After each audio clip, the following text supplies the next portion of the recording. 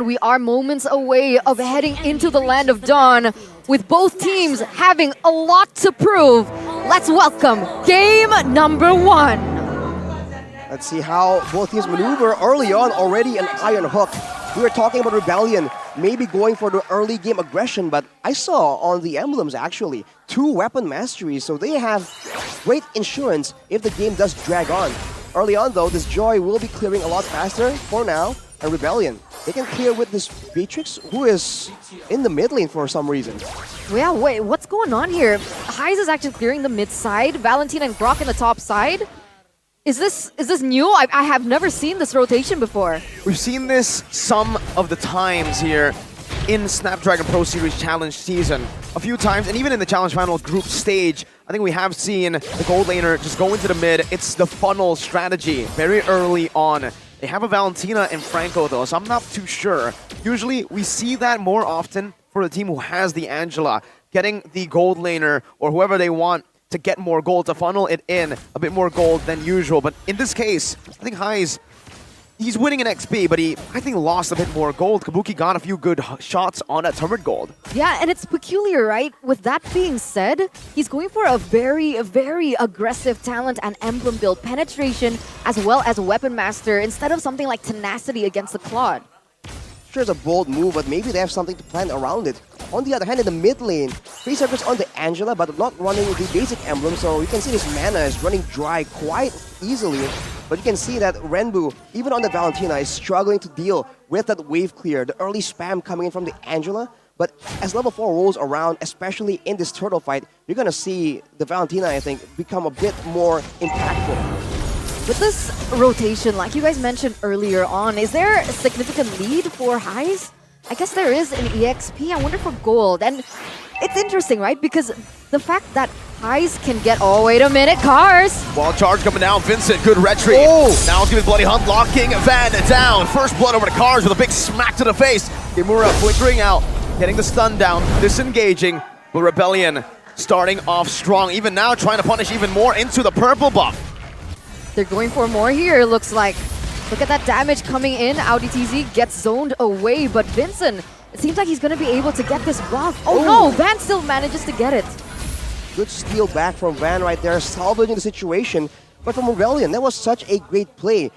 Using all, like, 2 ultimates, essentially, to ensure that Van gets absolutely shut down. Whoa. Now we take a look at the talent's prediction by the Samsung Galaxy S series, and only 2 votes for Aura. That is Papulong and Omwala. Wait, am I missing something? Eterna not voting for Aura? Is this a curse? What is going on? Guys, we talked about it at SPS. You know, we were like, you know, maybe there's a reason why Aura hasn't been winning. It's because of a small Eterna curse for Aura. So I'm planning on something different. Let's see how this goes out. But what? Heiz gonna be able to take a down high there, propelling his lead a lot further. And you don't want Heiz on this Beatrix to scale that quickly.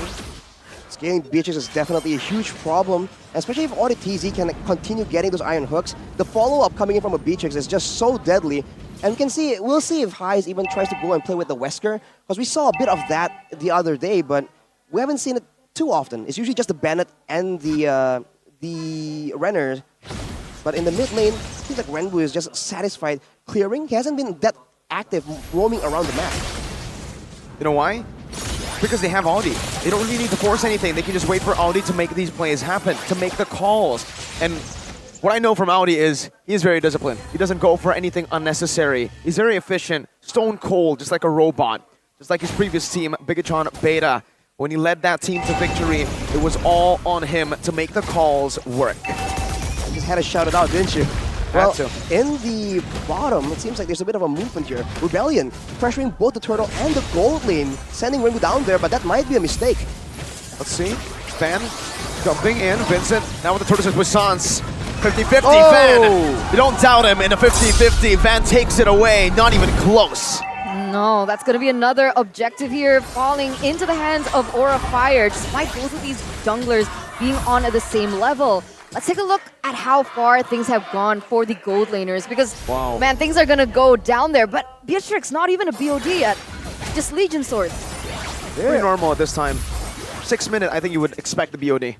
And they are dead even, essentially, even though there's been more priority for Rebellion to make moves in that gold lane.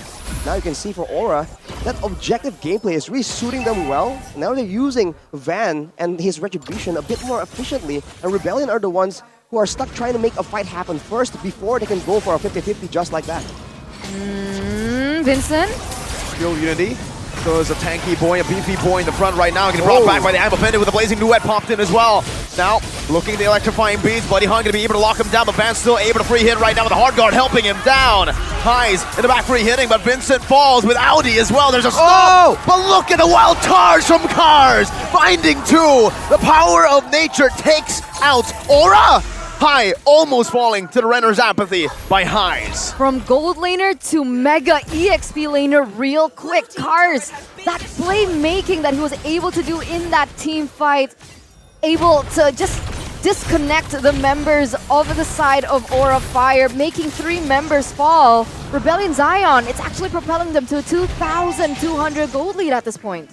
Looking at the audience prediction by the Samsung Galaxy S series though, still 61% favoring Aura Fire.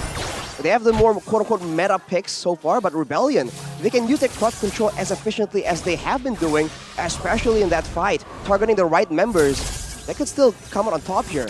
At a 2.1k gold lead, they have all the chance they need to try and make the play happen. Wait.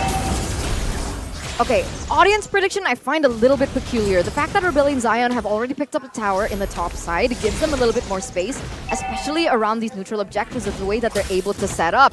And look at this. Oh, Van, what? Still winning it out despite being 1 level down. This Prodigy is something different on that Retri. That's a lot of questions posed towards Vincent. On that Baxia, it's not like you have a weak neutral objective securing kind of situation. Baxia is usually quite reliable, and he is not succeeding right here. So I think Rebellion, they might have to try and adjust and try something different here. They cannot keep going for these 50-50s. Maybe OnicEsports should try and make a play happen before the neutral objective comes in, and they can try and get something a bit more guaranteed. Yeah, I think they need to make it a little bit more level for Rebellion Zion in these neutral objective takes. Is it right? Vincent level 10, Van level 9 earlier on, and Van was still able to get that turtle? Yeah. What in the world? That's not supposed to be possible. Well, it is when you have a Retri god like Van. We saw him on the Fredrin last season. Now he's expanding his hero pool, improving, and so far, he has been that sole carry for Aura Fire with Kabuki. I think you said it, heavy shoulders for Van for a while now. So now it comes down to the rest of Aura, because he's done his job in the mid game, securing these objectives. When it comes to the later stage, it's going to be hard to rely on one man to win these team fights.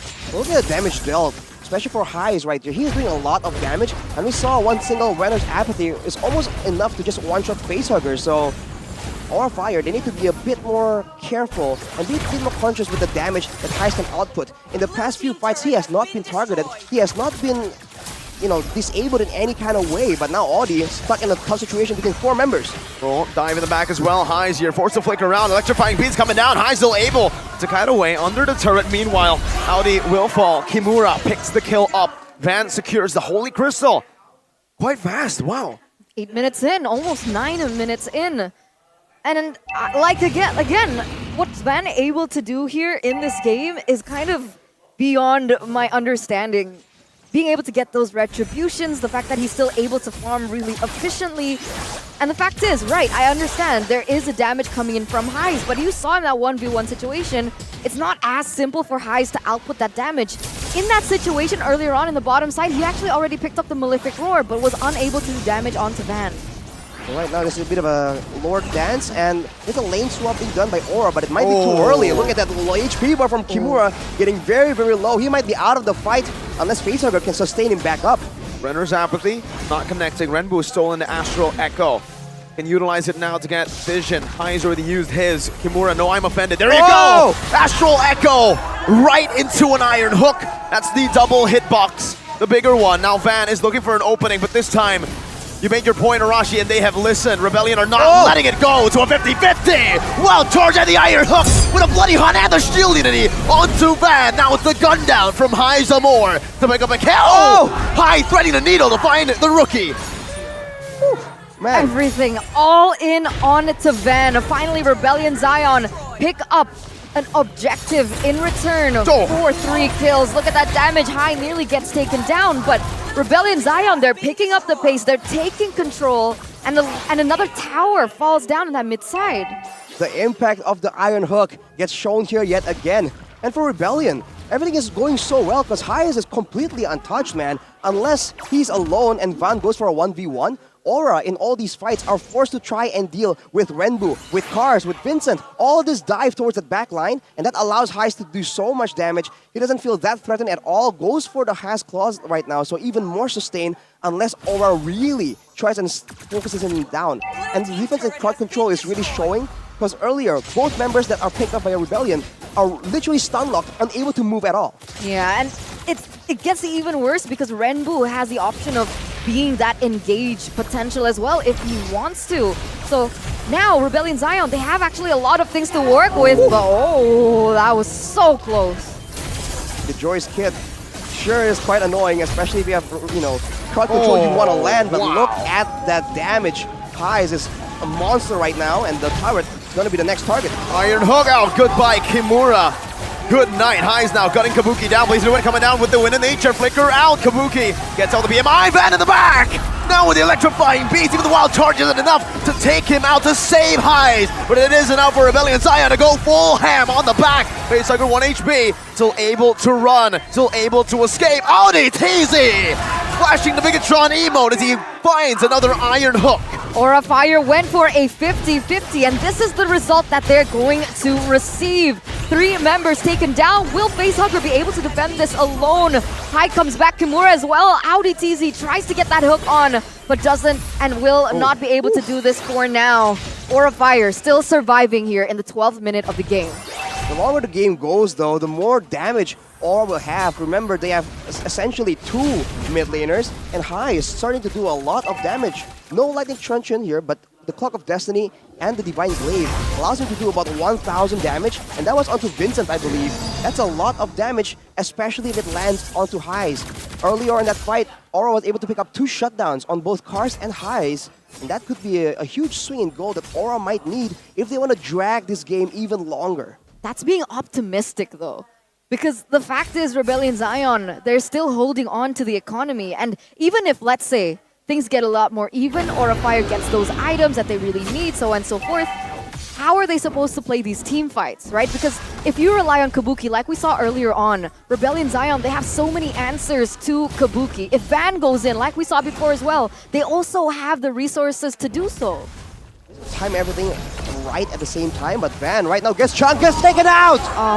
What? Wow! In a blink of an eye. This comes in, he has the Sea Halberd as well. Maybe that was a factor, but Van completely caught off guard there. He really needed to be a bit more careful, especially against the composition of Rebellion. Oh man, that burst damage from Valentina. You don't respect it until you feel it, until you experience it firsthand. And Van had to experience that right as the Lord was being contested. My goodness. The follow-up as well. Arashi, the main concern for Rebellion, not in sync. Now they are one unit moving as one. Now they're making a play for the base. Towers are gonna fall, but it seems like they might just go for the whole thing. Lord is almost cleared right now. And if they want to, they go for pickoff. I'm offended coming down with blazing weapon, but it's Rage melts him down. A bloody hot from Audi Teasy blocks Kabuki, and Van in the back now looking out for the kills. Now it's gonna be Hayes with a flicker and a triple kill. Looking for a maniac, but he goes for the base. That's a maniac for Hayes Amor as he wipes it out. Savage! It's a Savage for Hayes before he ends the game. The first Savage that we've seen this season in the hands of Hayes. Before this matchup, a lot of people have been saying that Hayes has been the #1 reason why Rebellion Zion haven't been performing, especially in Season 12. And here he is, being able to pick up a Savage. Wow! He played that so well, man. The spacing, dodging away from all that.